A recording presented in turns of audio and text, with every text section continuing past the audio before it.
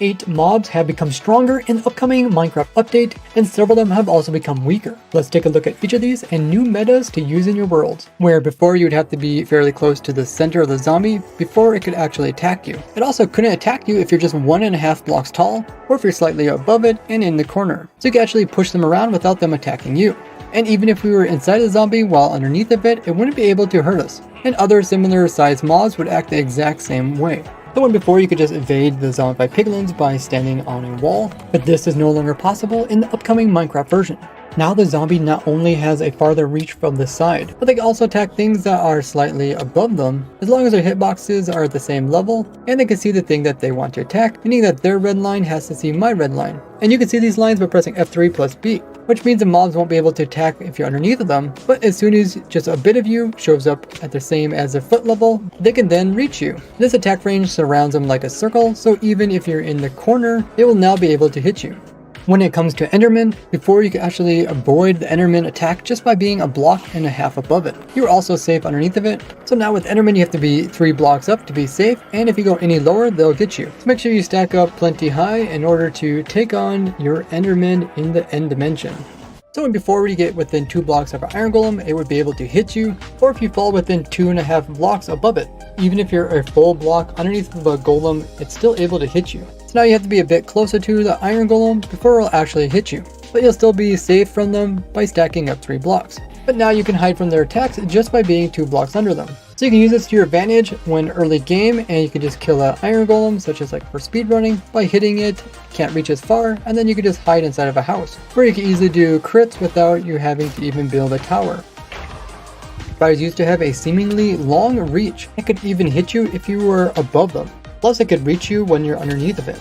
Those spiders can't hit you as far as they used to. Plus they can't damage you if you're slightly above them or if you're slightly underneath of them. So to avoid spiders, all you do is have to hop in a hole and you can just easily attack them from underneath. Now before, angry bees could actually hit you out pretty far. And even if you are way above them. And even if you are technically underneath of them. Bees' range is about the same, except now you're safe if you're above them as well as below them. The pufferfish, on the other hand, don't actually do a melee attack, instead just have a range around them. So if you get within that range, they will give you poison, and they don't care which side you come in from. So you can see the pufferfish range is about the same, and it doesn't matter if you're above them.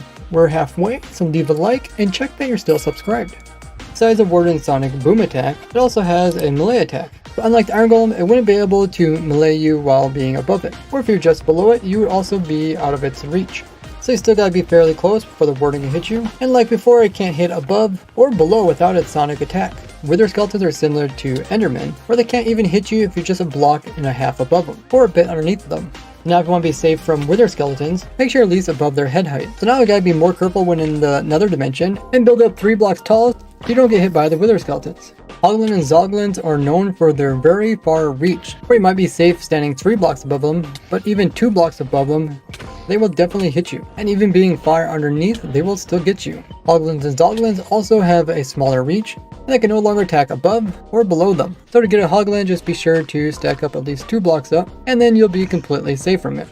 The Ravagers by far had the farthest reach, where even being 3 blocks above them, they would still hit you. And even if you're way underneath them and off the side, they were still able to attack you. So now you can get much closer to Ravagers, and if you're within 1 block, only then can they hit you. And they can no longer hit above them or underneath of them.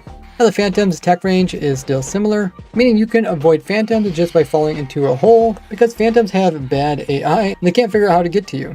Before, Silverfish could attack you if you're hovering above them. Now Silverfish won't be able to really hit above them, so you can stand directly on top of them. Meaning now you can prevent Silverfish from attacking you just by hovering over the edge of a block, and as long as there's not too many of them, they'll just try to attack you from underneath, but they can't actually reach you.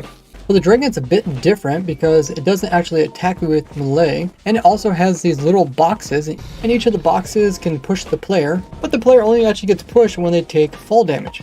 So if I would fall here on slime, you can see the boxes don't actually push me about. That's all but the head box here, which if you get close, it will damage you and it will also push you.